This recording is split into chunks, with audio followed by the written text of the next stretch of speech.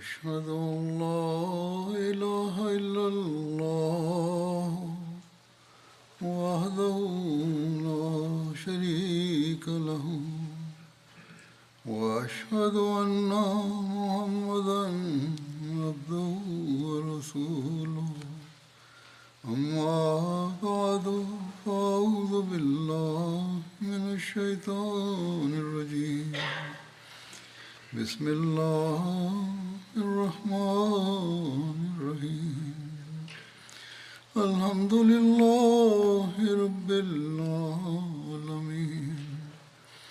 الرحمن الرحيم مالك يوم الدين إياك نعبد وإياك نستعين اهدنا الصراط المستقيم صراط الذين أنعمت عليهم غير المغضوب عليهم ولا الضالين.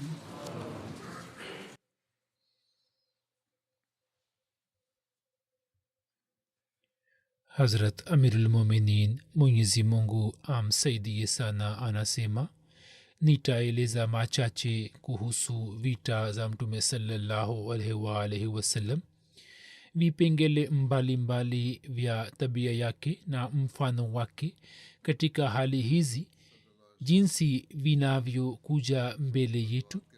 Kuhusiana na vita vya Badr, sisi tumekwisha angalia jinsi Mtume sallallahu alaihi wasallam alivyowapatia mahabusu starehe. Hata wafungwa wanasema wenyewe ya kwamba kwa mujibu wa miongozo ya Mtume sallallahu alaihi wasallam kwamba muwatendee wafungwa kwa wema. Maswahaba walikuwa wakitupatia chakula kilicho bora zaidi kuliko chakula chao. Kisha tukaangalia vile vile ya kwamba ulipofika muda wa kuwaacha wafungwa au kuwapatia uhuru, wakapewa uhuru juu ya masharti rahisi. Baadhi yao fidia yao ilikuwa ndiyo hii kwamba wanaojua ya kuandika na kusoma basi wawafundishe Waislamu. Na hayo yote sababu yake ilikuwa ni ya kwamba Mtume sallallahu alaihi wasallam hakuwa na uadui na mtu yeyote, uadui wa binafsi, na moyoni mwake hazikuwa na hisia zidi ya mtu yeyote, hisia za uadui, bali waliotaka kufuta dini ya Mwenyezi Mungu. Vita hii ilikuwa zidi yao. Baadhi ya watu kwa niaba ya maadui au kwa sababu ya uzuru wao walikuwa wakishiriki kwenye vita. Ipo mifano ya namna hii.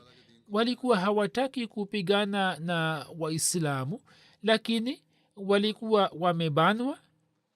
Mtume sallallahu alaihi wasallam akawapatia mambo mengi na starehe nyingi, na wengi wao baadaye wakawa Waislamu. Kisha Mtume sallallahu alaihi wasallam akapanga kanuni na usuli za vita, na pia akajali na akathamini mikataba, na pia akafuata juu ya mikataba hiyo. Sio kama inavyofanywa katika dunia ya leo kwamba wameunda kanuni na usuli nyingi, lakini hakuna utekelezaji wowote, bali viwango vyao vya uadilifu vinapingana. Maisha yake matakatifu yalikuwa maelezo ya kimatendo ya amri za Qur'ani tukufu, ambapo zimeelezwa kanuni za msingi za kusimamisha uadilifu na kustawisha amani, kama asemavyo Mwenyezi Mungu sehemu moja kwamba ya ayyuhallazina amanu kunu qawamina lillahi shuhada bilqist wala yajrimannakum shana'anu qawmin ala alla ta'dilu idilu huwa aqrabu littaqwa wattaqullah inna allaha khabirun bima ta'malun. Eni mlioamini, kuweni wasimamizi kwa ajili ya Allah, mtoao shahada kwa uadilifu, na uadui wa watu usiwashawishini ya kwamba msifanye uadilifu. Fanyeni uadilifu, huo ni karibu sana na utawa, na mcheni allah, hakika allah anazo habari za yale mnayoyatenda. Basi mfano mtukufu wa mtume sallallahu alaihi wa alihi wasallam chini ya mwanga wa mafundisho hayo ulikuwa juu sana na ulikuwa wenye kusimamisha viwango vyake vya juu, kama nisemavyo ya kwamba katika vita zake mtume saa salam alikuwa na mfano gani na alikuwa na mwenendo gani. Kuhusiana na hilo nitaweka mbele yenu maelezo kuhusu vita za badar na vita zingine, na humo sariyat pia zinaingia, yani vita zile ambazo mtume saa salam alituma kwenye maisha yake vikosi mbalimbali akiwafanya wengine kuwa viongozi wa vita. Historia hii ni ndefu, hivyo huenda hutuba chache zitafanywa au zitatolewa juu yake. Leo nitaweka mbele yenu maelezo kuhusu vita vya Uhud, kama ambavyo matukio yanathibitisha ya kwamba vita hii vile vile ilikuwa imeanzishwa na maadui kwa sababu ya moto wa uadui wao, na waislamu wakalazimika kujitokeza kwa karaha kwa ajili ya vita hii. Kuhusu vita hii imeandikwa ya kwamba vita hii ilitokea baada ya mwaka mmoja wa kutokea vita vya badr katika mwaka wa 3 wa hijra mwezi wa shawal.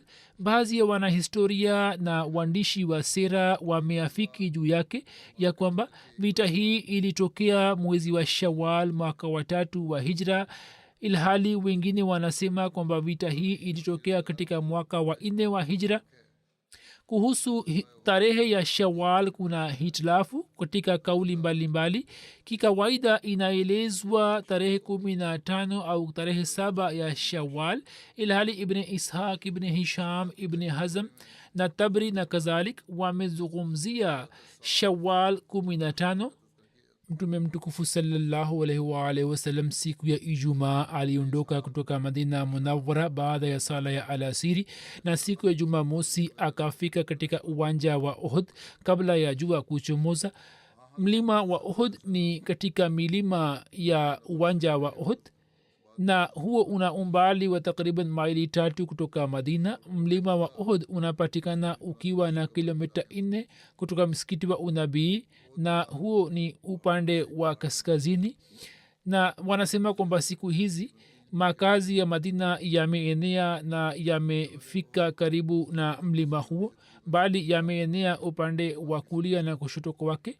na mlima wa uhud unapatikana katika haram, yani unaingia katika vitu vitakatifu, na umeenea upande wa mashariki na magharibi ambao umbali wake ni kilomita 6 na rangi yake ni rangi ya nyekundu. katika si khatama nabiyin hatmi bashir ahmad saheb ameeleza kuhusu vita vya uhud kwamba vita hii ilitokea mwezi wa shawal tarehe 15 mwaka wa 3 wa hijra kwa mujibu wa machi 31 mwaka 624 iswi, siku ya jumamosi. maelezo yake ni kama yafuatayo. sababu iliyopatikana ya vita hii ni ya kwamba maadui yani makuraish waliposhindwa katika vita vya badr, hapo viongozi wa quraish wakiwemo abdullah bin abi rabia, ikrima bin abu jahel, safwan bin umaya, aswad bin mutalib, jubair bin mutam, harith bin hisham, huwaita bin abdul azza na viongozi wengine wa quraish wakaja kwa abu sufyan ambao walikuwa wameweka mtaji katika msafara wa kibiashara, na hiyo ndio ilikuwa sababu ya vita vya badr. mtaji huo wa kibiashara ukaletwa na kuwekwa katika darud nadwa na haukufikishwa kwao. abu sufian alipoleta mali hii, watu wa makka walikuwa wamekwenda kushiriki katika vita vya badr. baada ya muda watu hawa waliporejea kutoka vita vya badr wakaja kwa abu sufian na wakamwambia kwamba muhammad sallallahu alaihi wa alihi wasallam ameua watu wetu wengi, hivyo kwa kutumia mali hii ya kibiashara tufanye maandalizi ili kupigana vita na muhammad sallallahu alaihi wasallam. yawezekana sisi tuchukue kisasi cha watu wetu waliouawa. Kisha watu hawa wakasema kwamba sisi tuko tayari kwa furaha kwamba kwa kutumia faida na manufaa ya mali hii ya kibiashara tuandae jeshi moja ili kupambana na muhammad saa salam. Kwa kusikia hayo abu sufian akasema mimi nakubali pendekezo hilo na banu abde manaf wapo pamoja nami. Kisha maquresh wakitenganisha faida kutoka mali yao kutoka mtaji wao ambayo thamani yake ilikuwa 50,000 mtaji wakawapatia wamiliki wake. Na kauli moja inasema kwamba faida iliyotengwa au iliwekwa pembeni ilikuwa 25,000 dinar na hiyo ilikuwa kwa ajili ya vita. Kuhusu hii mwenyezi mungu alishusha aya isemayo inna ladhina kafaru yunfiquna amwalahum liyasuddu an sabilillahi fasayunfiqunaha summa takunu alaihim hasratan summa yughlabuna walladhina kafaru ila jahannama yuhsharun. Hakika wale waliokufuru hutoa mali zao ili kuzuilia watu njia ya allah na bila shaka watazitoa kisha zitakuwa majuto juu yao kisha watashindwa na wale waliokufuru watakusanywa kwenye jahanamu.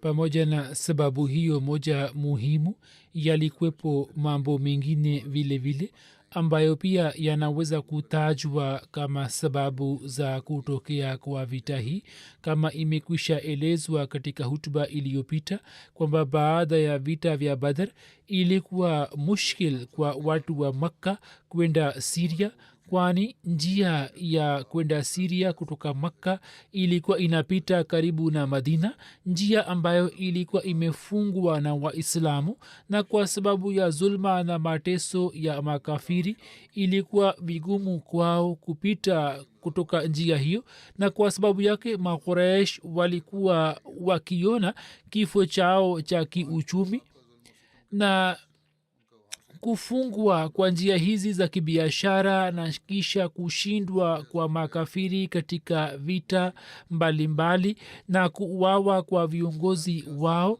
na kisha kukamatwa kwa washirikina 70 na mambo kama hayo yote yalikuwa madoa mabaya ambayo kwa ajili ya kuyafuta walitaka kuchukua kisasi kutoka kwa waislamu ili waweze kusimamisha upya nguvu yao ya kisiasa na kidini. Upande wa pili, baada ya vita vya badr, makuraish wa makka walilazimika kukabiliana na mateso na mazila mengi, na kwa sababu yake abu sufian na viongozi wengine wa makka ghadhabu yao ikazidi zaidi, na kwa sababu yake wakaamua kuchukua kisasi kutoka kwa waislamu na kupigana nao vita. Hivyo mwandishi mmoja ameeleza sababu moja ya kutokea kwa vita vya Uhud ni ya kwamba Quraish wa Makka waliposhindwa katika mambo na vita mbalimbali, na kwa sababu yake jaziba yao ya kuchukua kisasi ikaongezeka mno. Hivyo yeye anaandika ya kwamba Abu Sufyan ambaye bila kuingia katika uwanja wa Badr alikuwa ameleta misafara yake ya kibiashara katika Makka, yeye akalazimika kusikiliza mengi kutoka kwa watu wa Makka. Hivyo akala kiapo ili kuchukua kisasi kutoka kwa waislamu, na alikuwa amewahakikishia Quraish kwamba yeye akifika Madina lazima atapigana na waislamu, na kwa ajili ya kutimiza kiapo chake alikuwa ameenda jeshi la watu 200 na alifika Madina, lakini hakuthubutu kupigana na waislamu vita iliyo wazi. Hivyo karibu na Madina, baada ya kuangusha na kukata miti michache na kuteketeza baadhi ya mashamba na kuwaua watu 2, akawakimbia. Vita hii inaitwa vita vya Sawik, habari ambayo nimekwisha eleza katika hutuba zilizopita. Abu Sufyan, hii ilikuwa juhudi yake na nia yake kwamba watu wa makka wasikasirike juu yake na wasiseme kwamba wewe katika uwanja wa badar ulikuwa umetuacha peke yetu na ulikuwa umekimbia. hivyo abu sufian kwa ajili ya kutuliza ubinafsi wake alianza kujiandaa ili kupigana na waislamu vita kubwa. kama imekwisha elezwa katika hutuba zilizopita kuhusu kushindwa kwa makafiri katika qaradha, abu sufian aliposhindwa katika vita hii ya sawik, makuraish wakapeleka msafara moja wa kibiashara kwenda siria kwa kutumia njia ya iraq, na katika msafara huo kulikuwa na dhahabu, vyombo vya fedha na vitu vingine ambavyo thamani yake ilikuwa ni takriban 1,000,000 dirham. msafara huo ulipokuwa ukishuka karibu na chemchem ya qaradha, hazrat bin harisa alikuwa ameuzuia msafara huo katika mipaka ya madina, na baada ya kunyang'anya mali kutoka kwao alikuwa ameleta madina. katika vita vya badar makuraish waliposhindwa, kwa ajili yao tukio hilo la qaradha lilikuwa fedheha kubwa.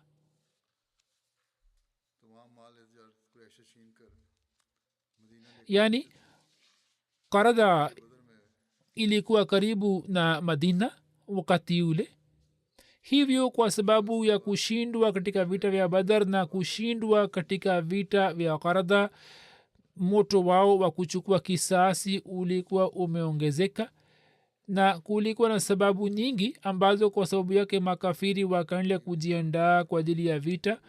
na pia kwa ajili ya vita hii makabila yaliyo jirani yakapewa mwaliko ili kushiriki katika vita. maelezo yanapatikana hivi ya kwamba kwa ajili ya kupigana na mtume salallahu alaihi wasallam vita, mtaji ulipokusanywa, kisha wakaanza kujiandaa kwa ajili ya hatua ijayo. makuraish walikuwa na nia ya kupigana na waislamu, lakini pia kwa ajili ya kuwashirikisha makabila yaliyo jirani wakatumia njia mbalimbali. wakafika kwao katika sura mbalimbali, mtu moja moja, na pia katika sura ya ujumbe. wakawapatia tamaa na wengine wakapatia ghera ya kidini na kikabila, na wakawashirikisha. kwa ajili ya kazi hii amr bin as, hubaira bin abi wahab, abdullah bin zawara, musafir bin abde munaf na abu uza jumai wakapelekwa, wakatumwa. mtu huyo abu uza jumai alikuwa ni mtu ambaye mtume salallahu alaihi wasallam alikuwa amempatia uhuru katika wafungwa wa badr, na yeye wakati ule alikuwa amemwambia mtume saa salam kwamba ewe muhammad saa salam, nina mabinti 5 ambao hawana tegemezi isipokuwa mimi, hivyo ni samehe. mtume saa salam akamsamehe na pia akampatia uhuru bila kuchukua fidia. huo ulikuwa mfano wake. wakati ule yeye akafanya ahadi kwamba katika siku za usoni mimi sitapigana zidi ya mtume saa salam na pia sitamsaidia mtu yeyote zidi ya mtume saa salam. lakini wakati wa vita vya ohd alipopewa tamaa kutoka kwa safwan bin umaya, mtu huyo akavunja ahadi yake, na kwa kutumia shairi yake akaanza kuwachochea waarabu. mashairi hawa walikuwa wanakwenda na kuwachochea makabila, na walikuwa wanawapatia mwaliko ili kushiriki pamoja nao katika vita. makabila ya kenana na watu wa taama na makabila mengine wakaungana nao na wakawahakikishia ili kuishambulia madina. pamoja na kuwahakikishia, wakashiriki katika vita.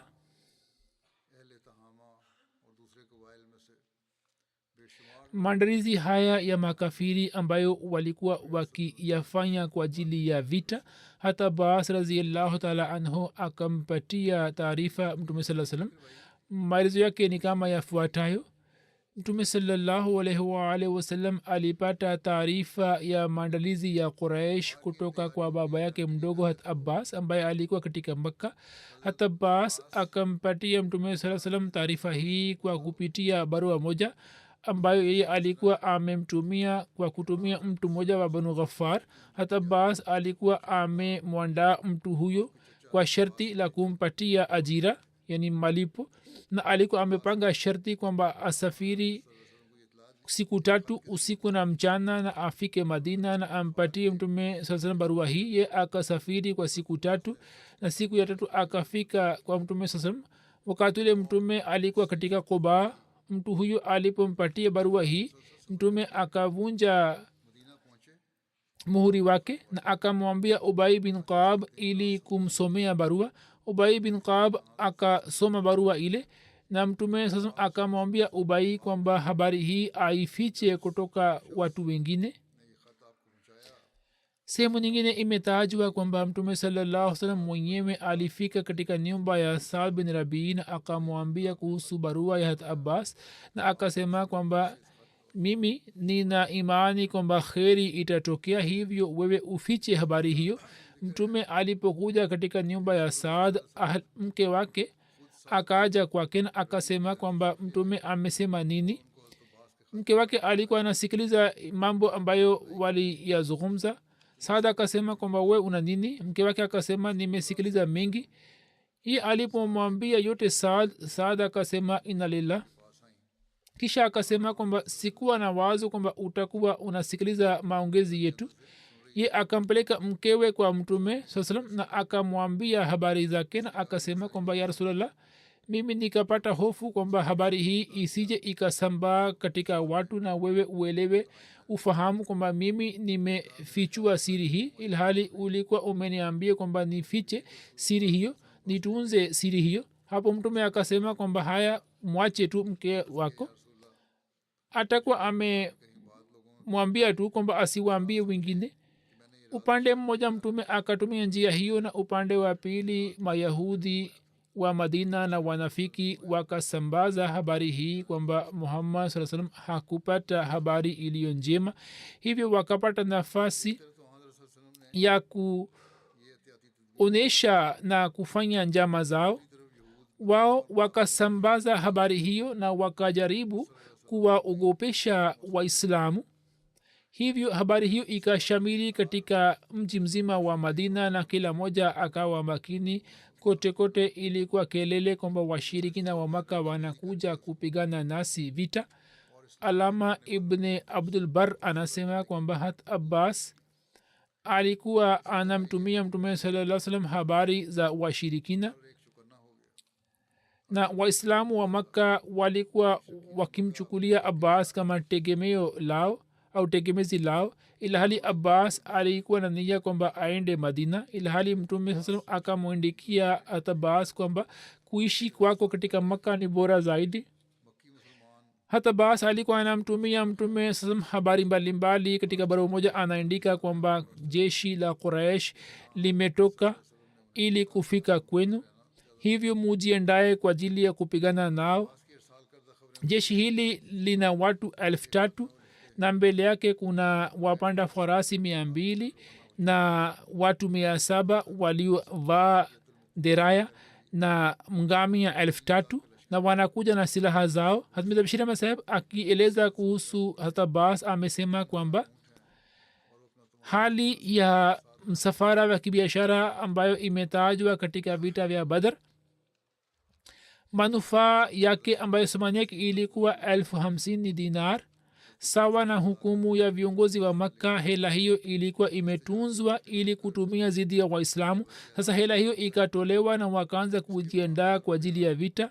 Waislamu wasingepata habari ya maandalizi haya na makafiri wa Makka wangefika kwa milango yao, lakini busara ya mtume sallallahu alaihi wasallam ilikuwa imetumia mambo yote, yani alikuwa makini sana.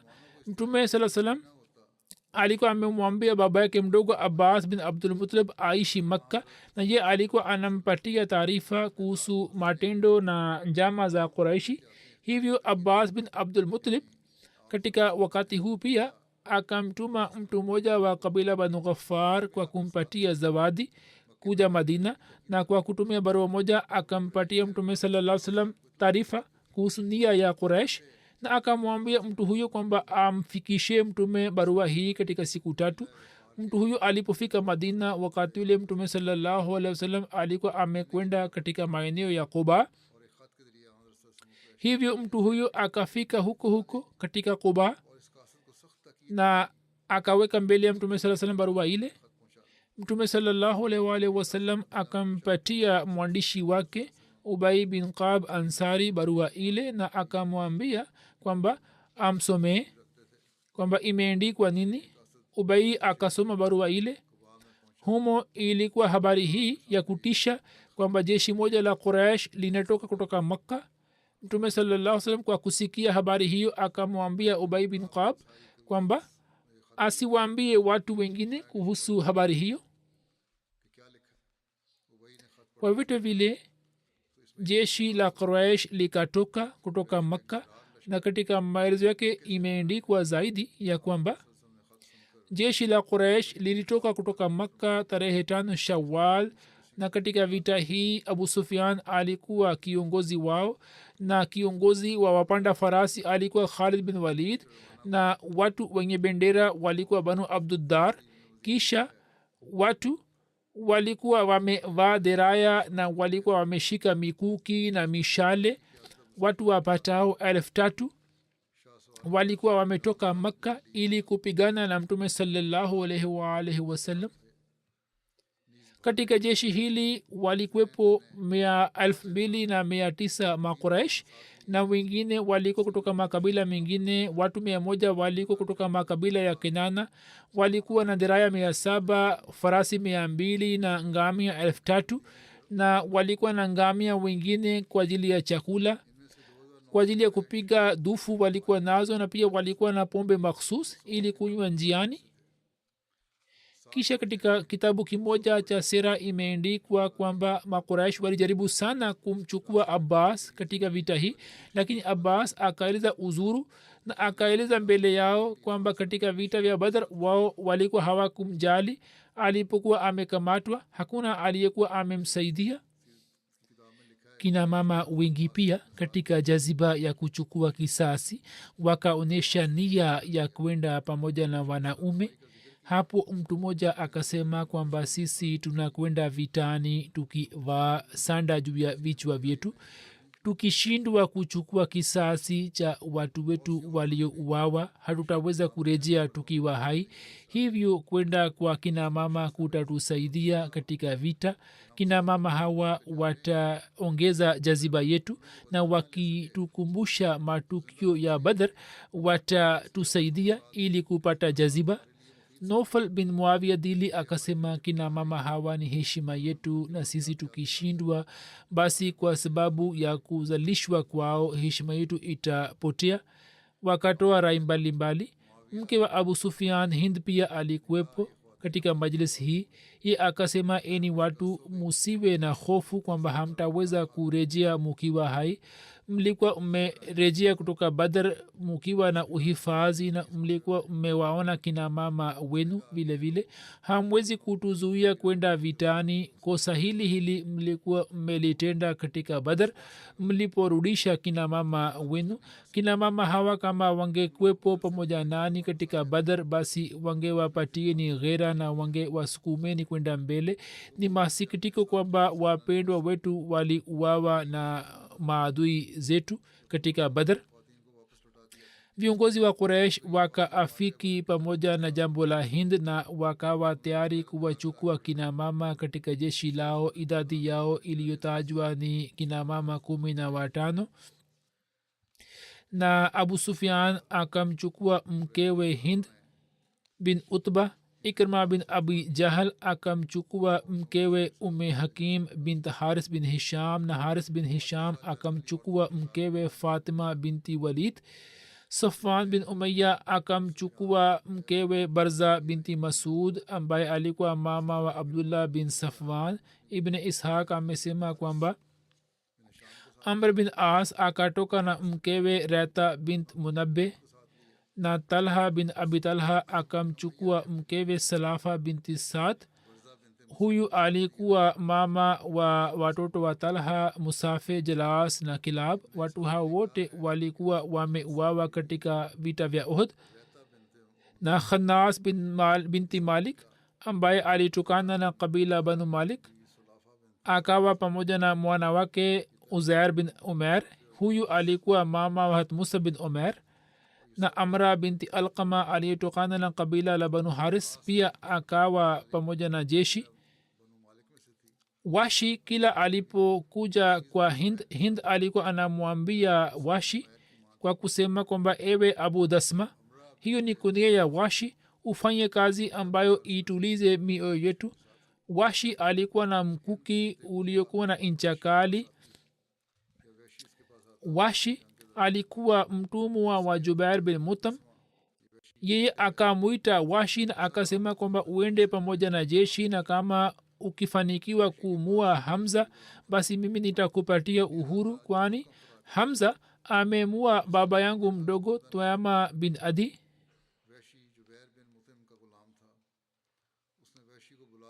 jeshi hili lilikuwa limepiga kambi katika maeneo ya jable enen iliyokuwa karibu na bonde la kana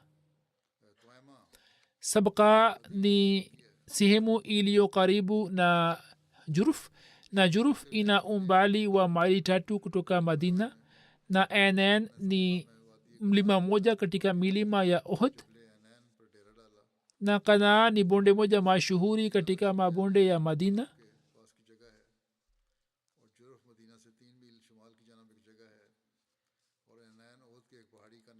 katika maelezo ya vita hii ya uhud imeendikwa zaidi ya kwamba hat abbas alimpatia mtume sallallahu alaihi wasallam taarifa na habari kuhusu jeshi la quraish na amr bin salim akamfikishia mtume sallallahu alaihi wasallam taarifa ya ujio wa washirikina wa makka hapo abu sufyan akachanganikiwa kilichotokea ni kwamba amr bin salim pamoja na watu wake wachache akijitenga na jeshi la quraish akafika madina na akampatia mtume sallallahu alaihi wasallam taarifa yao amr bin salim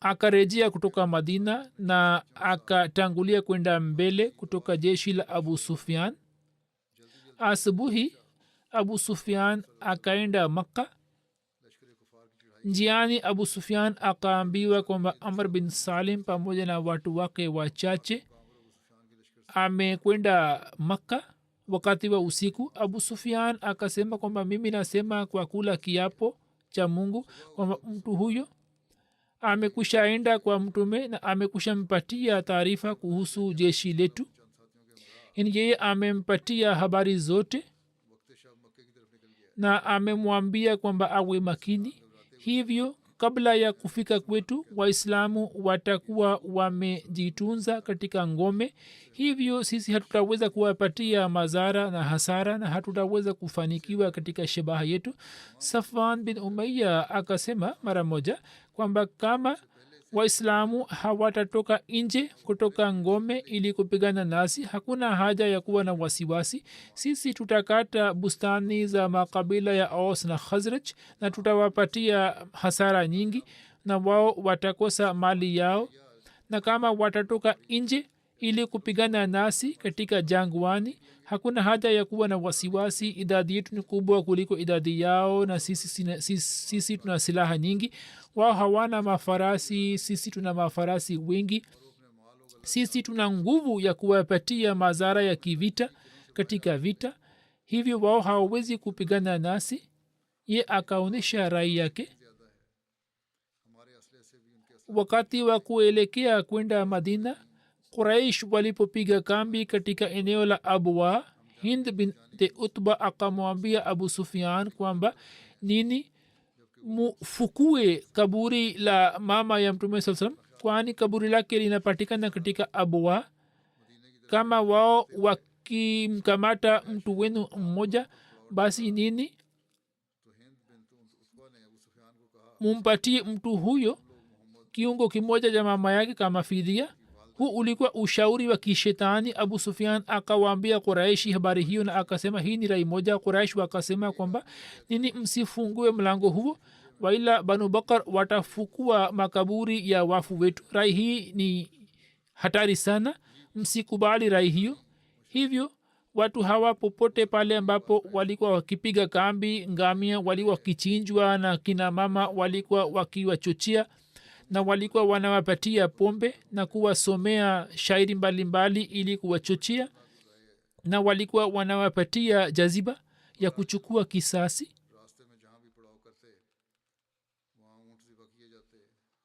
Jeshi hili la makafiri likaendelea kusonga mbele na waislamu wakaendelea kujiandaa. Kuhusu hiyo imeandikwa ya kwamba Mtume sallallahu alaihi wasallam aliwatuma wana wa Fadhala, Anas na Monis siku ya Alhamisi katika ashra ya kwanza ya Shawal ili kufanya ujasusi. Na wakati huo huo Mtume sallallahu alaihi wasallam kwa ajili ya kujua idadi ya waislamu na nguvu yao alikuwa amesema kwamba ifanywe sensa ya waislamu wote wa Madina. Hivyo sensa ikafanywa. Hapo wakapata kujua kwamba wakati ule kwa ujumla waislamu ni 1500 sawa na hali ya wakati ule. Wakaona kwamba idadi hiyo ni kubwa sana. Hivyo baadhi ya masahaba kwa sababu ya jaziba ya furaha wakasema kwamba je, hadi saizi pia ila hali idadi yetu imefikia 1500 tunaweza kuwa na hofu ya mtu yote? Lakini sahaba mmoja wao akasema kwamba baadaye tukashikwa na hali hatari, saa nyingine tulilazimika kuswali kwa kujificha. Katika muda mwingine pia Mtume sasa alikuwa amefanya sensa ya waislamu na wakati ule idadi yao ilikuwa 600 na 700. Masahaba ambao Mtume alikuwa amewatuma ili kukusanya taarifa katika eneo la Aqiq wakaenda kukutana na Quraish, kisha wakarejea kwa Mtume sallallahu alaihi wasallam na wakampatia taarifa.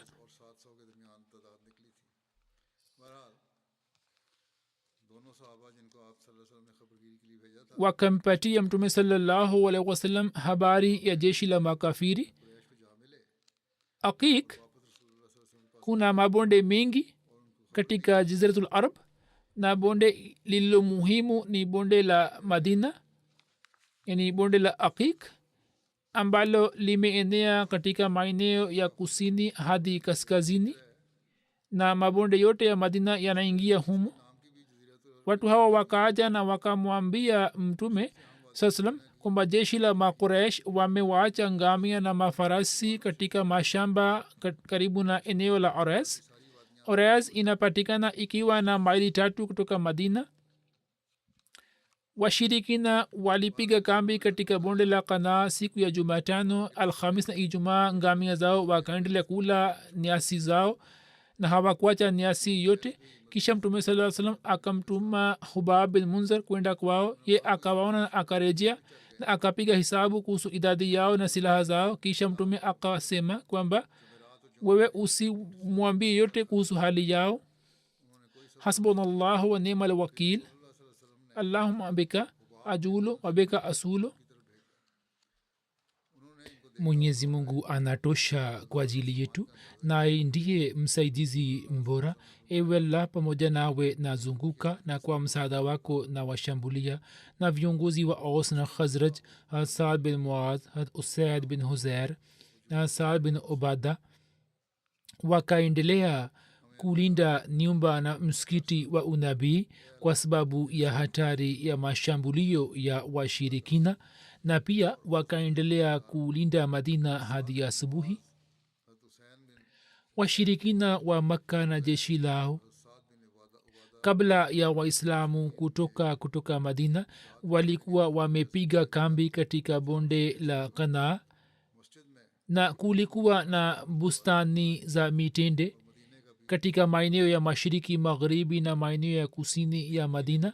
Hivyo kwa kutumia njia hiyo ilikuwa si rahisi kuwashambulia Waislamu, na katika hali hiyo wao wangeweza kuuawa kiurahisi wangeweza kuwashambulia waislamu kwa kutumia njia ya kaskazini tu hivyo walikuwa wamepiga kambi katika maeneo ya kaskazini na upande wa magharibi na pia makazi ya waislamu hayakuwa katika sehemu moja bali yalikuwa yametawanika katika maeneo mbalimbali baadhi ya makabila yalikuwa yametengeneza makazi yao katika maeneo yao na kwenye mashamba yao na bustani zao na walikuwa wametengeneza maeneo kwa ajili ya kina mama na watoto wakati wa hatari wangewapeleka juu na wenyewe walikuwa wanawashambulia mwandishi mmoja anaandika kwamba jeshi la maadui kati ya majeshi ya waislamu na kati ya madina ambapo hawakuwepo watu isipokuwa wanafiki wa mayahudi na kinamama waislamu watoto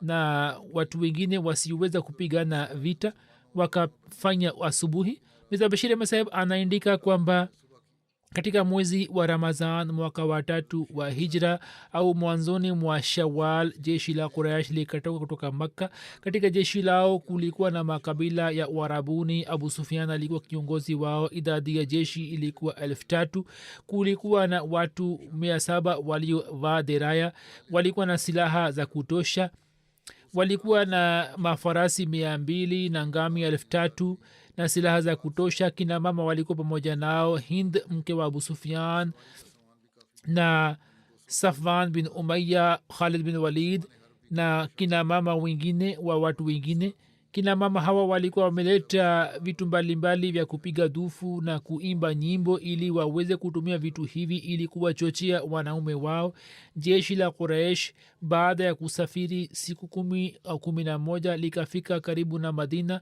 na likaja kupiga kambi karibu na mlima wa uhud karibu yake kulikuwa na uwanja ambapo wanyama wa madina walikuwa wanakula chakula na pia watu walikuwa wanafanya kilimo quraish wakashambulia malisho hayo yani maeneo hayo na wakaleta ufisadi mwingi mtume saa salam alipopata taarifa kuhusu ujio wa jeshi akamtuma sahaba moja hubab munzir na akamwambia aende akapige hisabu kuhusu idadi ya maadui na pia akamwambia kwamba kama adui ni katika nguvu na iwe hatari kwa ajili ya waislamu basi kama ilivyoelezwa hapo kabla mtume akamwambia kwamba usiwaambie watu bali uje uniambie katika faragha ili waislamu wasivunjike moyo kwa vitu vile hubab akaenda kwa kujificha na kwa ujanja sana akaaja baada ya muda mfupi na akaaja kumwambia mtume sallallahu alaihi wasallam hali halisi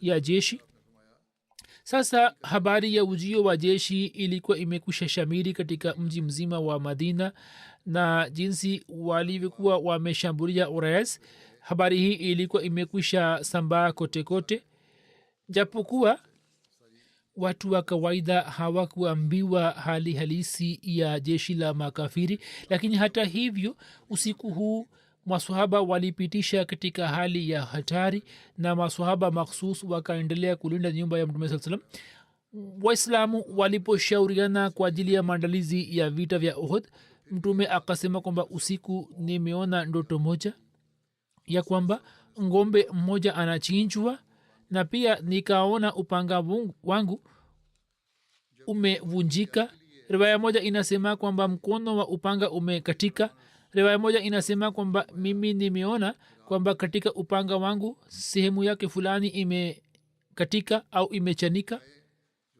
mambo hayo yalikuwa yanaashiria upande wa msiba fulani kisha nikaona kwamba mimi natia mkono wangu kwenye diraya iliyo madhubuti riwaya moja inasema kwamba nimevaa diraya iliyo madhubuti na nimepanda juu ya kondoo masaba wakamuuliza mtume kwamba umetoa utabiri gani mtume akasema ama kuhusu ngombe kuna ishara kwamba baadhi ya maswahaba zangu watauawa kishahidi riwaya moja inasema kwamba utabiri wa ngombe kuchinjwa ni kwamba baadhi yetu watauawa kishahidi ama kuhusu kutokea kwa shida kwenye upanga wangu kuna ishara kwamba mtu kutoka familia yangu atauawa yani hasara hiyo haitatokea katika nini yani haitatokea nje ya familia yangu humo neno la fulul limetumika ambalo maana yake ni kwamba kukatika kwa upanga au kutokea shida kwenye mkono wake au kukatika kwake, na hiyo ni alama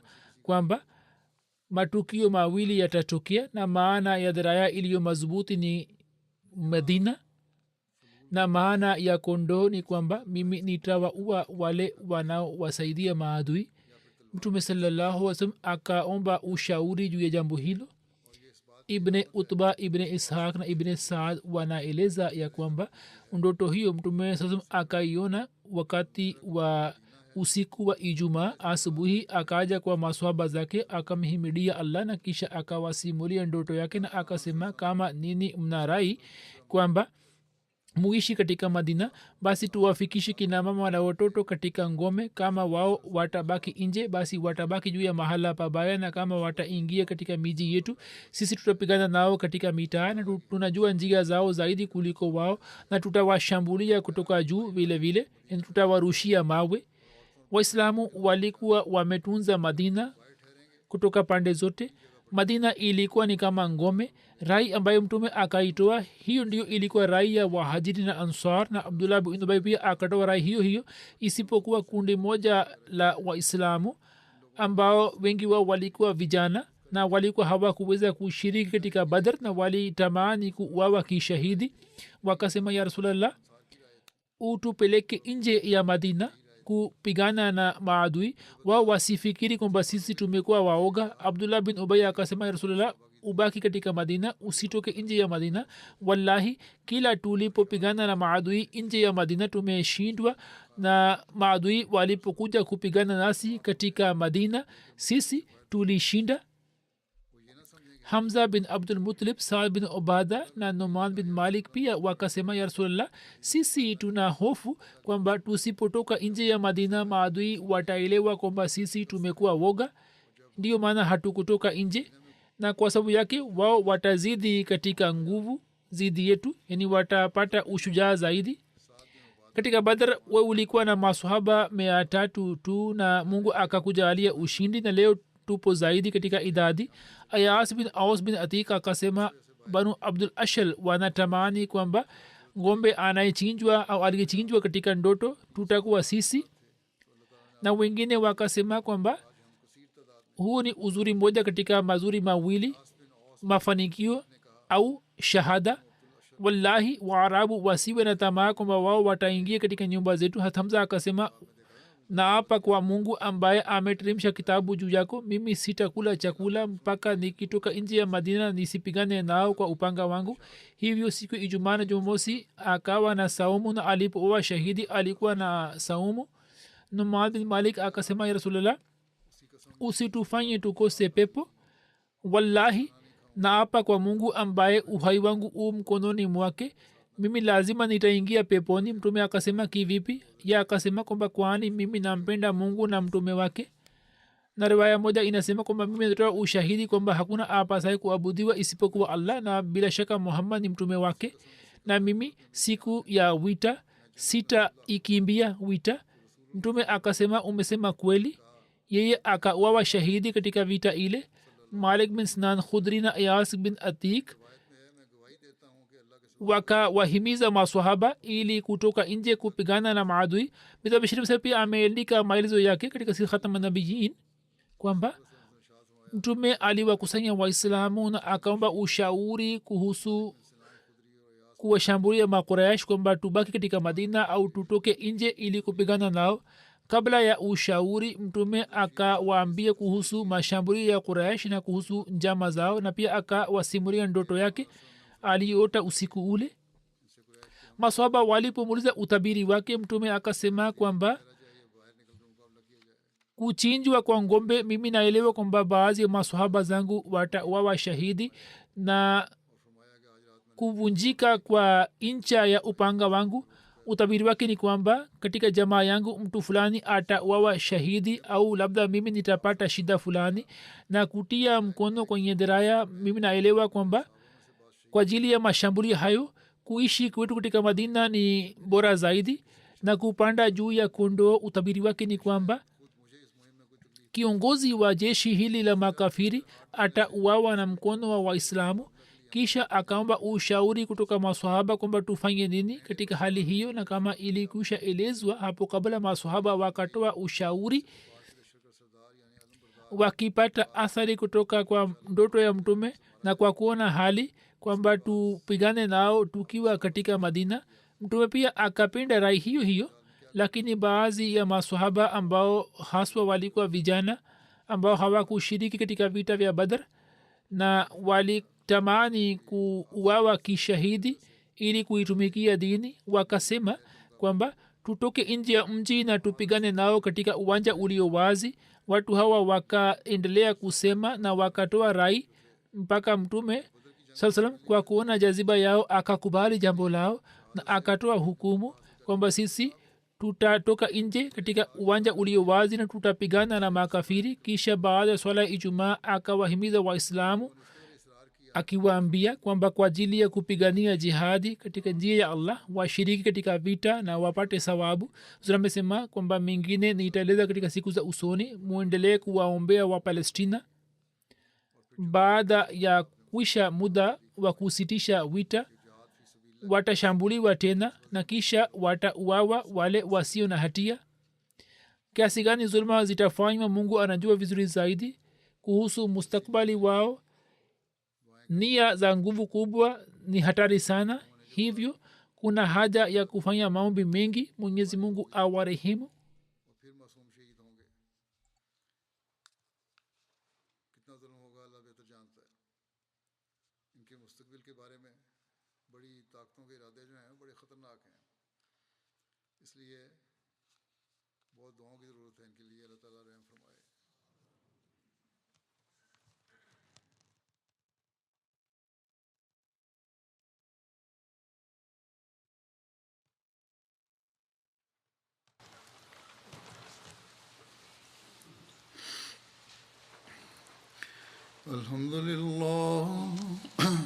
الحمد لله نحمده ونستعينه ونستغفره ونؤمن به ونتوكل عليه ونعوذ بالله من شرور انفسنا ومن سيئات اعمالنا من يهده الله فلا مضل له ومن يضلل فلا هادي له ونشهد ان لا اله الا الله ونشهد ان محمدا عبده ورسوله عباد الله رحمكم الله ان الله يأمر بالعدل والإحسان وإيتاء ذي القربى وينهى عن الفحشاء والمنكر والبغي يعظكم لعلكم تذكرون اذكروا الله يذكركم وادعوه يستجب لكم ولذكر الله أكبر